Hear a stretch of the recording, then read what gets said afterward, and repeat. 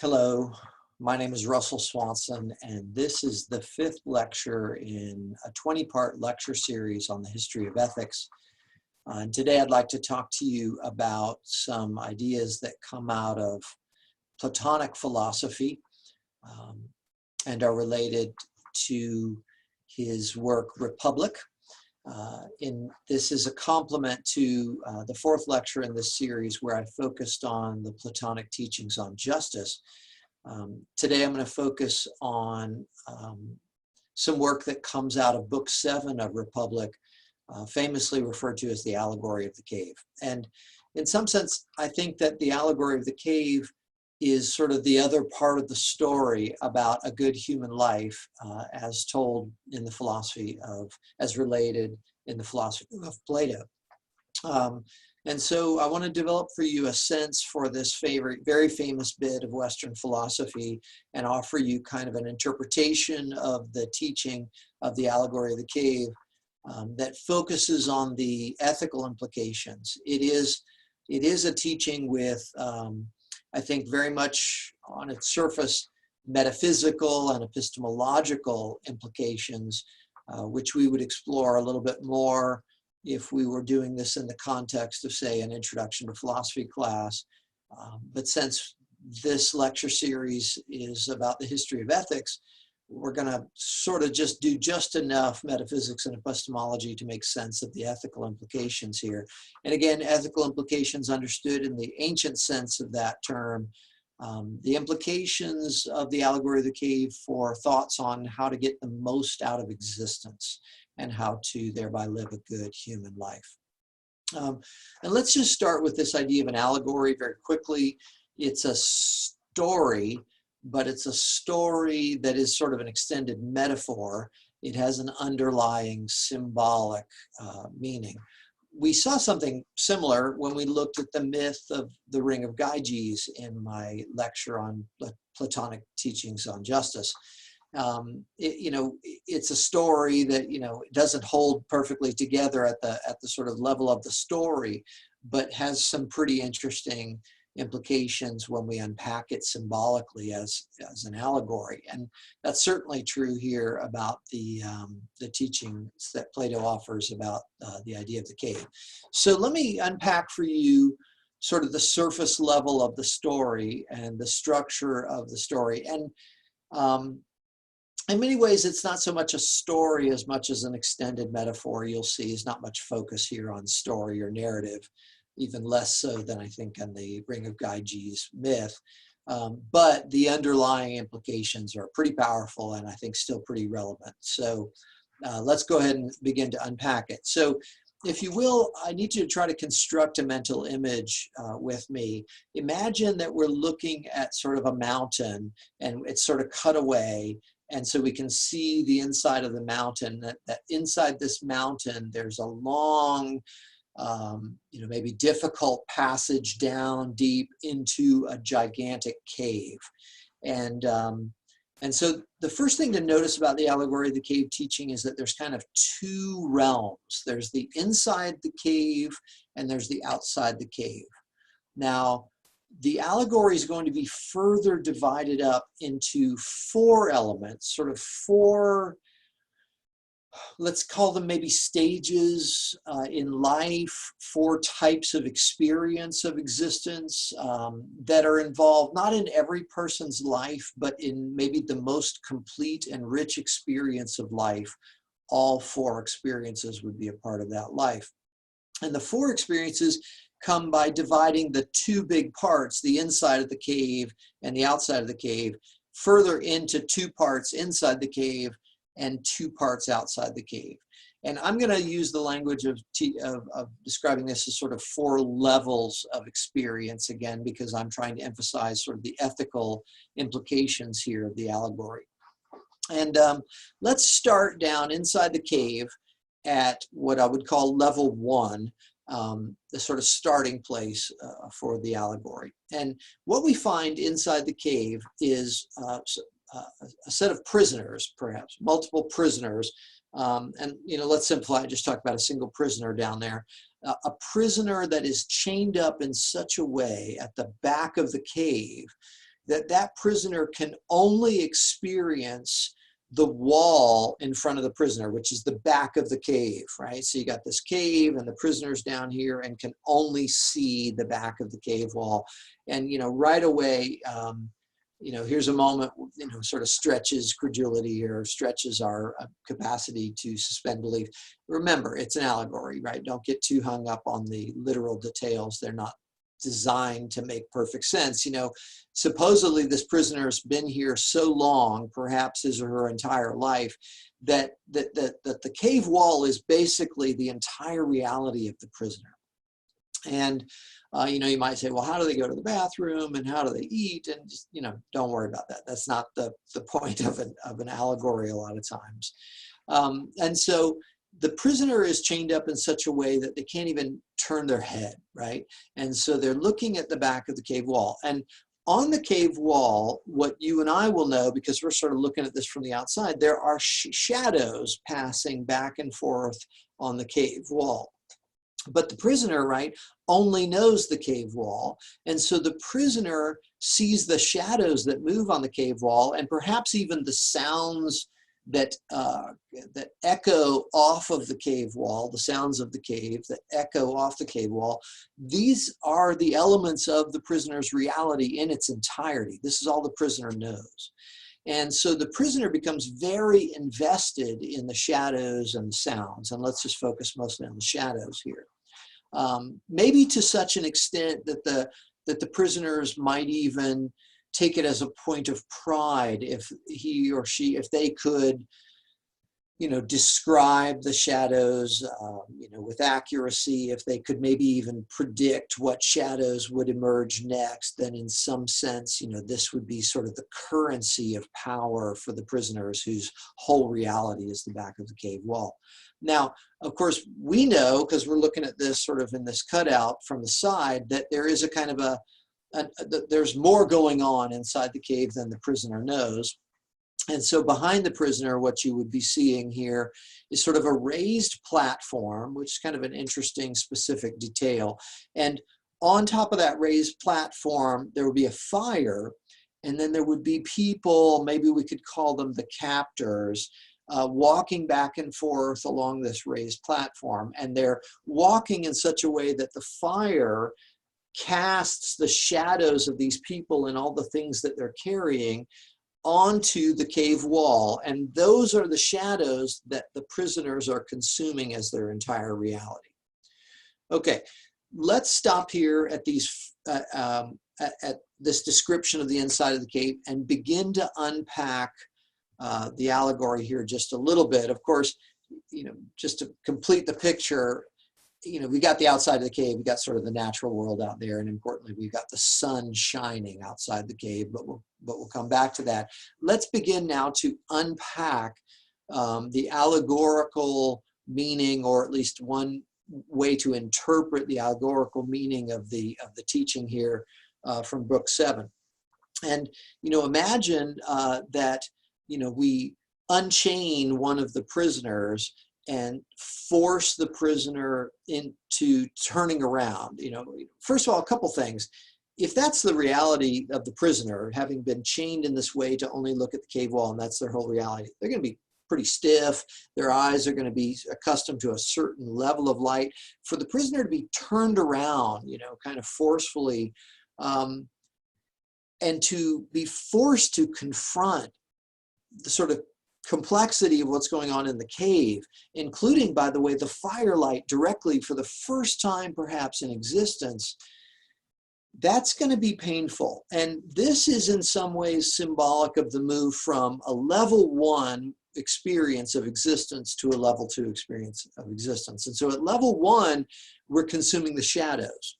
And what are the shadows? Well, from this higher perspective that you and I have, we can see that the shadows are mere, in some sense, reflections. They are mere sort of copies of things. And so the prisoner is consuming copies of things and thinking that the copies of things are reality. And now the prisoner in this level 2 experience is being forced to confront that by looking directly at the light and having their eyes painfully have to adjust and seeing maybe eventually that this is what's been going on. Imagine what we might call the disillusionment associated, the pain associated with seeing the light, such as it is so far, that gives us a perspective that is painful on what we thought was so important before. Okay, so again, let's unpack that just a little bit more. In some sense, what the prisoners were consuming for the entirety of their existence, or so long that they've forgotten there's anything else, are second-hand versions of existence. It turns out for Plato, if we're going to have to do a little metaphysics here, it's worse than second-hand, but let's dwell on that idea just for a second. These are, maybe the way we could unpack this as, look, as children, right, we are sort of fed a version of reality. In some sense, in my first lecture in this series, I talked to you about how, we are enculturated into a kind of a lens through which we interpret reality. We're enculturated, conditioned, and programmed into a kind of a story of ourselves and our lives and the nature of reality. And in some sense, this is, I think, the Platonic nod to that same idea, that what we first consume in existence is somebody else's version of existence. And it is always secondhand. And maybe some of these people walking on this raised platform, which again is kind of an interesting specific detail, I interpret this as kind of the pedestal of authority, right? Like as children passively receiving reality, or as young people without much experience of reality as these prisoners, right? We are forced to, in some ways, look up to the people who project reality for us. Now, some of those people, let's hope, are loving, well-intentioned people, maybe family members, people of our sort of our tribe, so to speak, and they're offering us a vision of culture that may maybe be useful for us in some ways, or they're going to try their best. Some of those people walking on that raised platform, probably, and this is me sort of extrapolating and expanding upon the Platonic metaphor here a little bit, I imagine that some of them love us and some of them, frankly, don't care about us at all. They're merely interested in maybe getting $1 from us or getting a vote from us or controlling us socially somehow. And so they're projecting a vision of reality onto the screen of our lives, onto the back of the cave wall, that is not loving. It's not intended to sort of set us up well for existence. It's maybe designed to distract us toward things that maybe manufacture consent, manufacture need, so that can somehow play into a power structure that benefits the captors. So we get a variety of shadows that have informed our perspective on reality so far. And of course, it was all secondhand. And when we move from level 1, which is consumption of the shadows, to level 2, we begin to understand that process. Now, this is all still inside the cave. And so Plato would call this all still the level of mere opinion. There's not yet really any meaningful knowledge about existence to be had inside the cave. One of the ways I think about this is that this is for Plato sort of the realm of culture, and it is the realm of the physical world. Now that's going to be a little bit weird to me and you, because we tend to somewhat naively think the physical world is the real world, but listen for this. Plato's got a kind of a more subtle notion of metaphysics and how we need to interact with reality, which is at least these 2 levels of physical world and something beyond the physical world, which the outside of the cave will represent. And that, we need to, in order to have a good life, realize that we need to go beyond the physical world. And so in some sense, the inside of the cave, sort of what I'm interpreting as this combination of the cultural world and the physical world, is a world where at the very best we get to a level 2 experience. And level 2 is sort of this Socratic insight, right, of our non-knowledge. What we thought was reality is not reality. And what we thought we understood about existence, we don't yet understand. Now, that disillusionment, as we called it earlier, is a crucial step, an absolutely required step. But we don't yet generate any sort of positive knowledge or wisdom about existence, except so far as to see that sort of essentially Socratic insight of what we thought we knew. It turns out we don't really know. Now, Plato describes from there the process of perhaps dragging the prisoner up and out of the cave. And remember, in our original sort of image we drew, there's a cave and there's a long, difficult passage up to the outside world where the sun shines on let's call it nature out there. Whether we drag the prisoner up, as Plato talked about, or whether the prisoner attempts to make the move up and out of the cave, perhaps intrigued by some hint of light coming from the cave entrance above, that's going to be a difficult journey, right? I mean, think about the legs of the prisoner who has been chained in such a way as to experience reality for so long in the bottom of the cave that they're not prepared for this journey up and out of the cave. Now, even that is, I think, powerfully symbolic of the way in which, look, when we're fed reality for most of our lives, surprise, surprise, even after we've had this insight that, hey, all along we've simply been fed reality, we are still not yet ready to do the difficult sort of intellectual work of thinking critically about the nature of reality for ourselves. And so in some sense, what we've got here between what I would call level 2 and level 3, which is just outside the cave, is the difficult passage, the difficult threshold, the difficult journey from the physical and cultural world to what Plato's going to identify as the more real world outside the cave in the light of the sun. And in order to make the transition from the cultural and physical, the less important level of reality, to the beyond the physical, more important level of reality, we have to make this difficult journey, which I would interpret as the journey of the development of our capacity for critical thought ourselves. And so it's a strengthening of our ability to think critically and philosophically about our existence. And now we get outside the cave to level, let's call it 3 now, and we begin to see the world outside of the cave. And, first thing, again, let's note there's going to be another painful transition beyond the journey up and out of the cave and how difficult that was, when the light of the sun hits these eyes that are accustomed to shadows and have recently maybe been sort of painfully, closed by the firelight. Now imagine, having to deal with sunlight. And so Plato talks about a long period of transition, even once one makes it outside the cave, in which maybe you would sort of look at things at nighttime, which is in some ways maybe an idea of like the moon. You're seeing things only by a kind of a very indirect sunlight at this point. And then maybe you could look at reflections and shadows outside the cave. And then you could maybe look at the trees and rocks and streams outside the cave. And then ultimately, and this foreshadows level 4, you begin to see the sun itself. Now, of course, we don't want to like stare at the sun. That would be idiotic. But in some sense, we begin to understand, and that's actually kind of a key technical term here, understand in a flash of insight at level 4 the role of the sun in the outside world. But let's build towards that a little bit. Once we make it to level 3 outside the cave, what Plato's imagining or teaching us here is that there is a new experience of reality where we get to something more real because more stable and more permanent.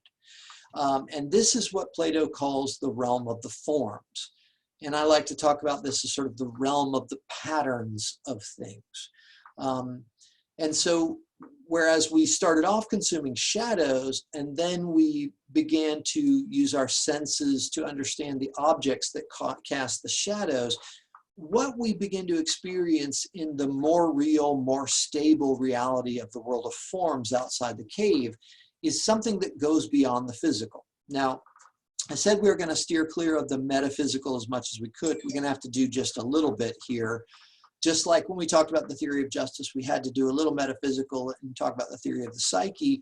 Well, here we're talking about the vision of the good that comes out of the allegory of the cave, and even offering an ethical interpretation of that about the best of human existence.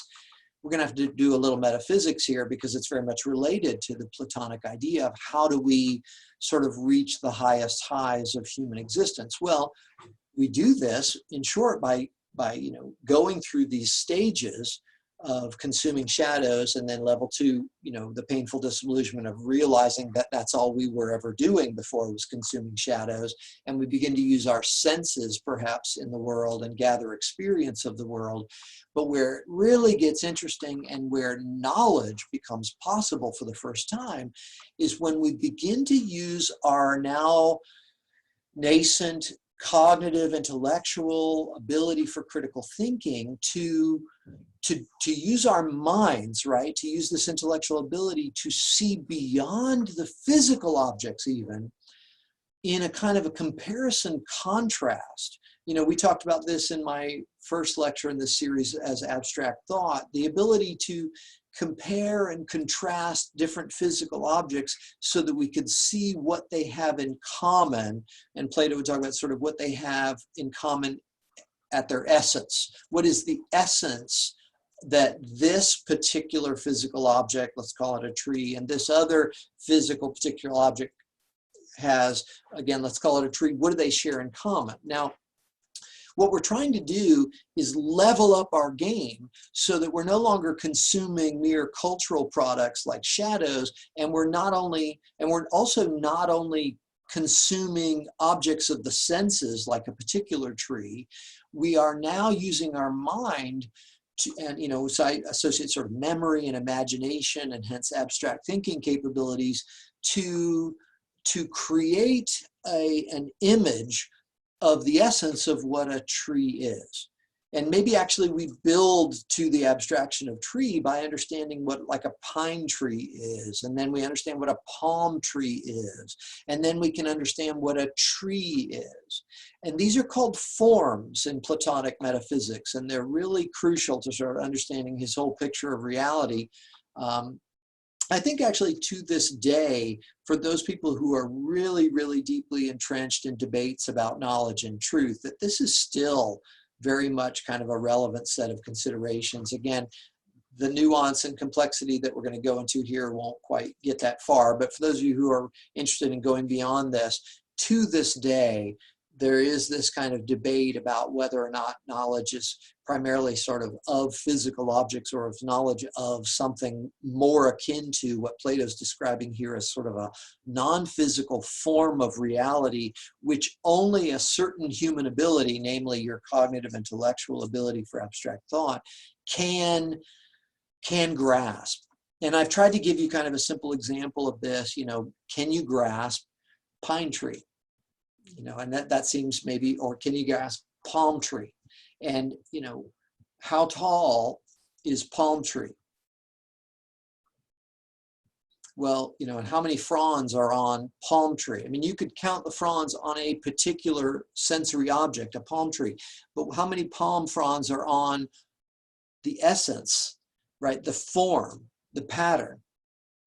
Palm tree is not a physical object. It is an object of the mind, right? And so one of the metaphysical debates that will come out of this and last again till this day is, to what extent is this object of the mind merely a concept of the mind? In what sense is it, as Plato is going to argue, sort of the essence of what is most real in existence, and that the mind of the human being is capable of attaching itself to these non-physical essential components of existence, which Plato calls the forms. And once you get pine tree and once you get palm tree, then maybe you can get the higher abstraction of tree, and maybe you can get the higher abstraction of plant, and maybe you can get the abstraction of bobcat, and maybe you can get the abstraction of wolf, and maybe you can get the abstraction of Homo sapien, and maybe you can get the higher level abstraction of mammal, and maybe you can get the higher level abstraction of animal. And in some sense, what you would be doing then from level 3 onward is you would be learning to apprehend the forms, and maybe be one of the few, as Plato would say, teach it, the few humans who have, the ability and the drive and the sort of, let's add the justice, right? The internal harmony and the lack of internal discord to move maybe beyond even level 3 to a kind of a level 4 experience. And level 4 experience in some sense is the sort of enlightenment experience, hence its representation by the sun. It is the highest level of experience. There is nothing higher than this experience. It is sort of a fulfillment of human potential in many respects.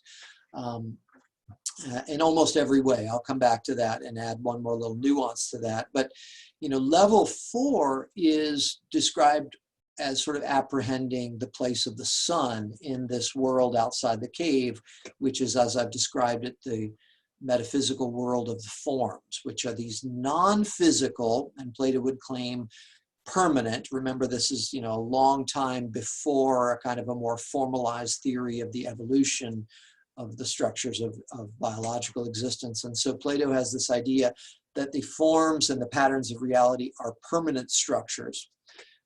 Sort of a hint at the epistemological underpinnings of this teaching. Plato in some ways was trying to explain why the sophists and their relativistic, the relativism that was often associated with some of the sophists was wrong, and why maybe a Socrates being willing to live and die in pursuit of wisdom was so right and justified, is that there has to be something in reality out there, somehow external to the human mind, which it can apprehend, that becomes knowledge and wisdom. Keep in mind that in the ancient world, wisdom sort of captures, as an umbrella term, knowledge and wisdom. And only in the modern era did we begin to sort of divide up knowledge from wisdom. And so I'm just going to use the umbrella term of wisdom here, which then encompasses all knowledge in this Platonic philosophy. That what's happening here, right, is that we are trying to find that which is not fleeting, right? Like the shadows are clearly sort of insubstantial, almost literally, right? But even the physical objects of existence, back down to sort of level 2 inside the cave, all physical objects change over time. How can the mind of the human being develop knowledge or wisdom of that which is changing over time? It's only, Plato has reasoned and is arguing here, it is only through the use of the mind to apprehend the non-physical, stable structures of reality that aren't changing like physical things. These forms, these patterns of reality, that alone allows the possibility of knowledge and wisdom. Right, so here he's vindicating Socrates and arguing against the relativism of the sophists. And this is in some sense, right, like I'm hinting here at what's called a Platonic epistemology, Platonic thinking about the nature of knowledge and truth and how do we arrive at it. And I have to do just a little bit of that, like I have to do a little bit of metaphysics, right, because this is all tied for Plato, as you'll see, if you haven't seen it so far, right, to his vision of the best of human existence. And the best of human existence escapes the insubstantial secondhand reality of the shadows, moves through the painful disillusionment where we use sense experience to see the sort of reality of level 1 for what it is, and that generates a kind of a level 2 experience of non-knowledge. And then the long, hard work of developing our minds so that we can get out to the more real, permanent, stable existence of the realm of the forms and use our mind to apprehend the essences, the non-physical, stable, and permanent essences, forms, or patterns of reality. And if we are, sort of capable and able enough, and if we're determined enough, and if we have particularly, let's tie this back to the lecture on justice, if we have minimized the internal discord in such a way that we're not overly consumed by cultural ambition and glory and honor, and we're not overly consumed by the appetites that glue us into the physical realm. Things that might have afflicted the Glauconian answer and the Thrasamachian answer. If we can cultivate this inner harmony and we have the ability and the drive, then maybe we'll go beyond level 3 and begin to sort of see the ultimate light. And it's interesting that Plato describes this as a kind of a sudden experience after perhaps a lifetime or almost a lifetime of work, in which in a flash of insight, the enlightened few will reach this highest level of experience where they understand the sun. Okay, so let's begin to unpack this very powerful metaphor of the light or the sun. The sun is, in the realm outside the cave, that which shines light on everything. So everything outside the cave is only visible, only seeable, right? Because the light of the sun bounces off it. And remember, this is long before electricity, right? So fire and sun are the only, sources of light. So the ultimate source of light, right, is the sun, the ultimate light, right, the ultimate enlightenment. And that which makes all things visible is the sun. Okay, let's unpack that. That which makes all reality, and particularly the most important part of reality, the non-physical permanent patterns or forms or structures of reality that only the mind can apprehend, what makes them all knowable is that there is an overarching permanent structure here. And so in some sense, we can unpack the meaning of the sun as a metaphor, as a symbol, that the sun, which Plato calls, importantly, the good. Right? So here's Plato, explicitly saying, in some sense, the highest good is represented by the sun. And here we're trying to understand what that sun represents as a sort of an attainment. It represents the flash of insight that the enlightened few may arrive at when they apprehend the entirety of the structure of reality. Again, the entirety of the non-physical permanent structure of reality. We might say it this way: the form of all the forms, the pattern of all the patterns.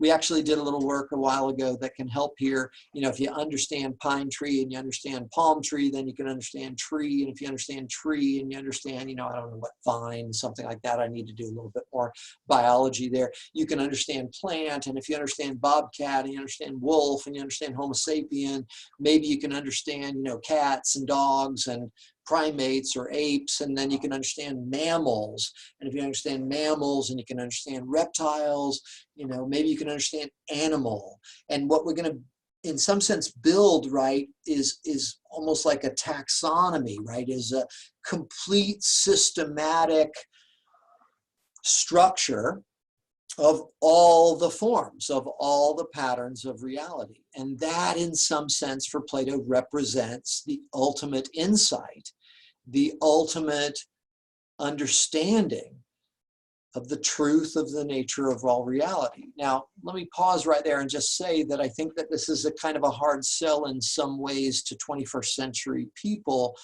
because we have seen, particularly when the philosophical experiment of the ancient blossoms in the West into sort of the scientific revolution, and knowledge just continues to proliferate and diversify to such an extent that that we don't, maybe many of us, imagine that anybody could understand the entire structure of reality anymore. And let me just say, maybe a couple things about that. One, I'm sympathetic to that. I'm not sure how I feel about this idea of a kind of a finish line, ultimate enlightenment experience. Foreshadow here for a second. I think Aristotle, in many ways, standing on the shoulders of giants, standing on the shoulders of Socrates, standing on the shoulders of Plato, will see beyond this and develop a little bit different notion of what it means to flourish in existence, and separate that from any kind of idea of a finish line. which is still pretty amazing, right? Because Aristotle was working 2,300 years ago. It's one of the reasons why he's a huge, huge influence on a lot of Western civilization, is standing on the shoulders of giants as he did. I think he saw a lot of things that he saw very far from that high perspective, ahead of his time. But the Platonic idea, right, is that it is possible for the enlightened few to get that far so as to apprehend the ultimate good in a flash of understanding the entire structure of reality. Let's add one more interesting layer here to that notion of the ultimate good, and that is, we now know too, I'm not sure to what extent Plato would have known this, but it's pretty provocative nonetheless, right? That the sun is not only that which sort of shines light on all things, makes things visible. You know, in some sense, the sun is the bottom of the food web, right? I mean, the sun is the energy source that, for almost my understanding of evolutionary biology, is such that almost the entirety of all biological life is in some sense tied back to the energy that comes from the sun. And so that's a little powerful and provocative to think about. And there's a sense in which Plato, I don't know, may have intuited this, because he goes on to add this very short reference point where he says that the enlightened few who get to this level 4 highest experience not only apprehend the entirety of the structure of all the structures, the form of all the forms, that which makes all knowledge possible, but they also, in that same flash of understanding, will come to understand the source and the cause of all that exists. And I think that, you know, I mean, that should be pretty interesting, right? Because Plato's notion of ultimate enlightenment, you know, it's very sort of cognitively focused and intellectually focused. This is why I did the earlier lecture on mysticism and Taoism in particular, so we could see a notion of enlightenment and the highest levels of experience that's not cognitive and intellectual in its focus.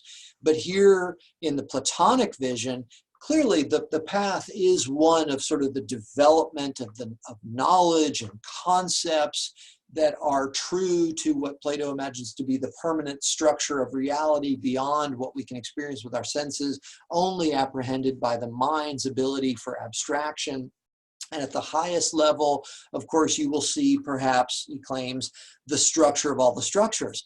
But he adds this claim that in that moment where you see the structure of all the structures, the form of all the form, in the moment that you understand the ultimate good, you also understand the source and cause of everything that exists. And, you know, I guess I just would like to underline that maybe by drawing some parallels here.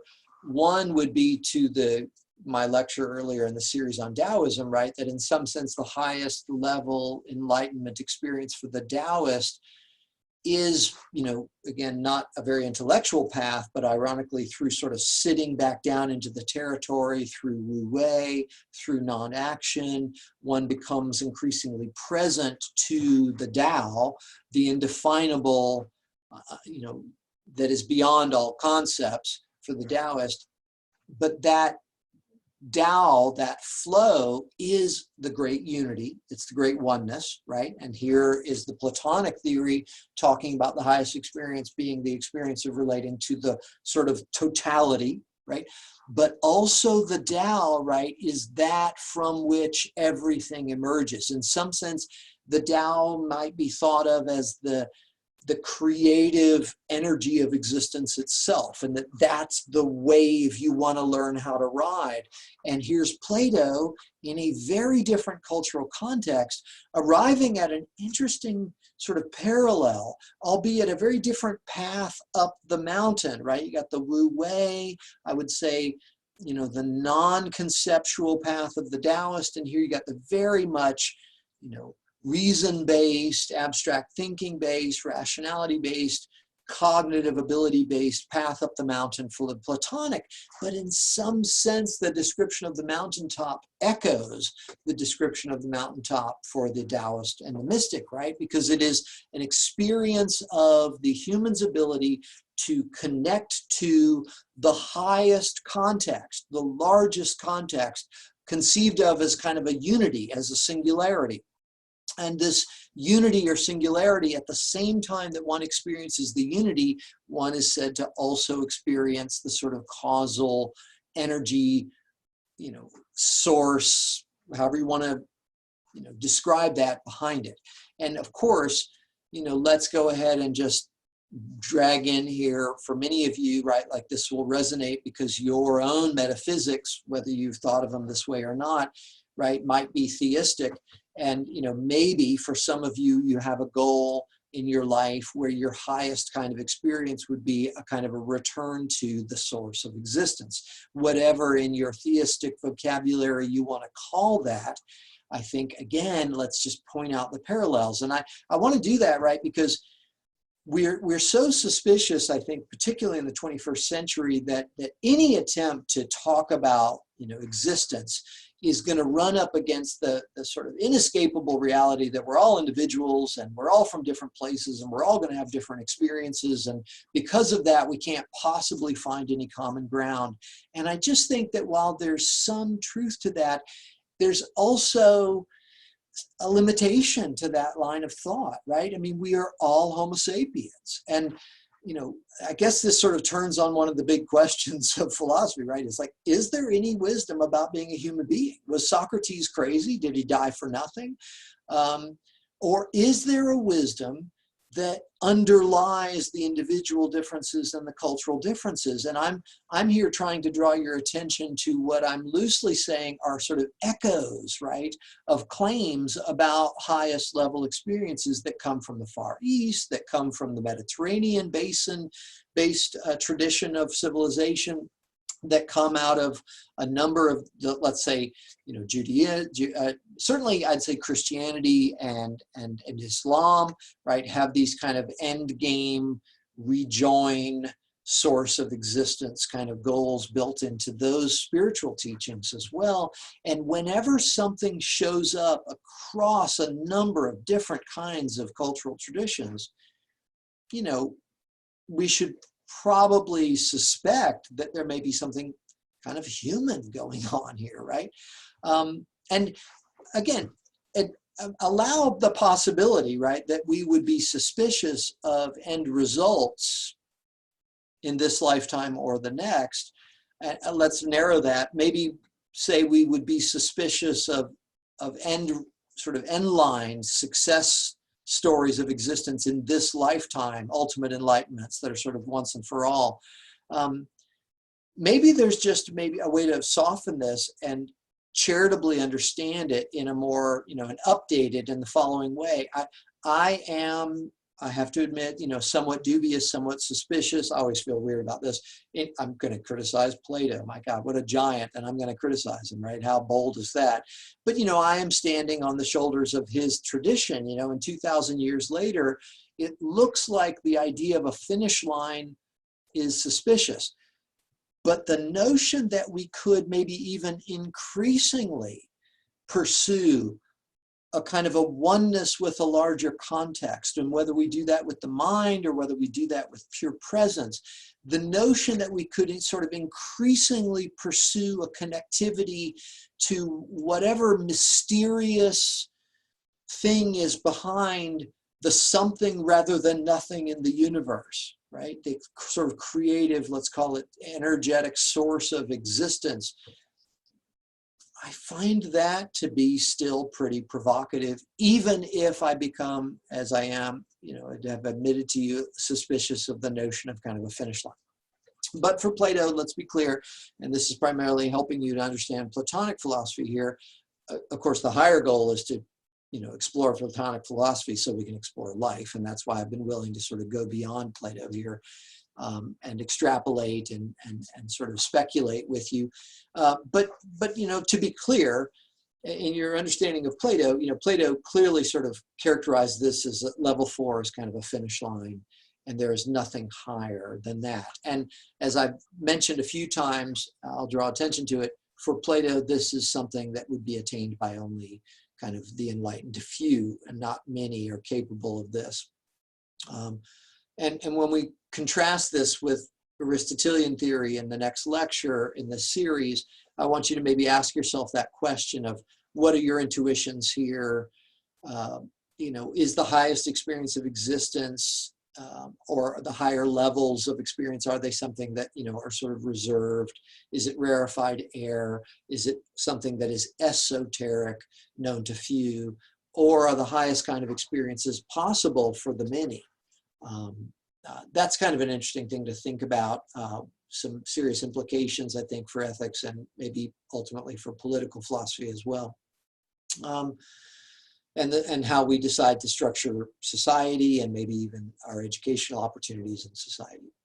So the one element I need to add, right, it is explicitly out of Book 7 of Republic and the Allegory of the Cave teaching, and that is that while level 4 is the highest level, in some sense, we're not, I think, led to imagine that, you know, you achieve this kind of ultimate insight if you're one of these rare few where you connect to the structure of all structures and the sort of ultimate oneness of existence, and then also miraculously and somewhat mystically the source of all existence at the same time. And then poof, you know, just sort of disappear into the light because you can let go of this mortal coil and you can put down this vessel, if I can use a phrase from one of my students recently.